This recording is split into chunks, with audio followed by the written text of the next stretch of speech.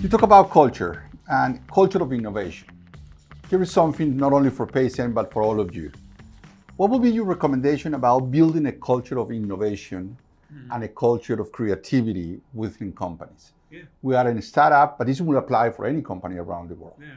So, I often say that you don't necessarily, let's say that you're at a company where you don't have a lot of data.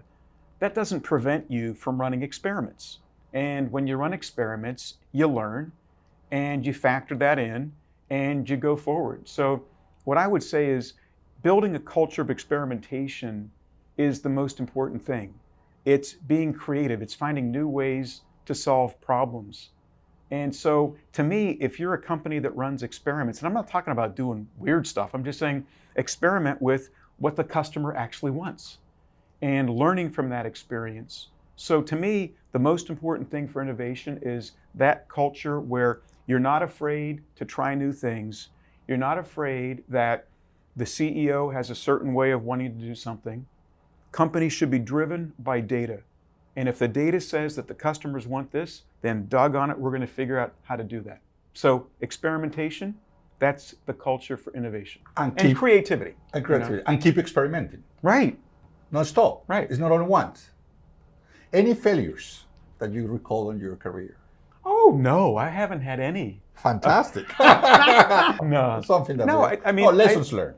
Yeah, no, I think that, when you lead people, when you do new product development, when you make acquisitions, when you interact with customers, it's not always easy, right?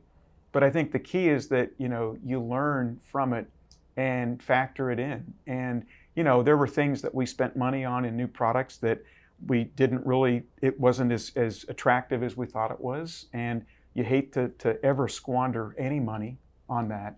But on the other hand, overall, I think that, we've been fortunate to have a lot more winners than losers. But I would say that one of the key things about experimenting is that half of your experiments are going to fail.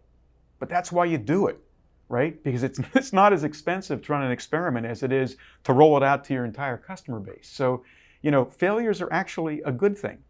And failing fast is even better because you don't spend as much money on it. But you learn from it. Yes. Absolutely. That's great.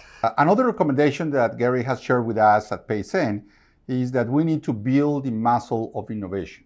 And this is something that we need to practice for. We need to do it on a regular basis.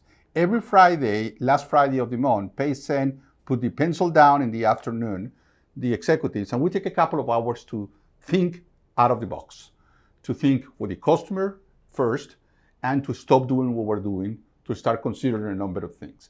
That's another good lesson that we have learned from you, and that has given us a number of great ideas as well. You're a musician too. Is there a song about innovation? I don't know.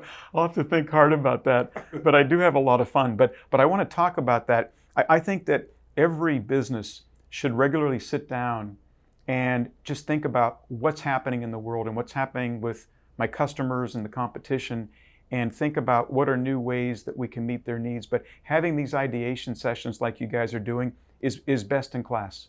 So you recommend that a company takes that opportunity? Absolutely. And time well invested. And you might drill down on a certain competitor or someone that you think is doing something different.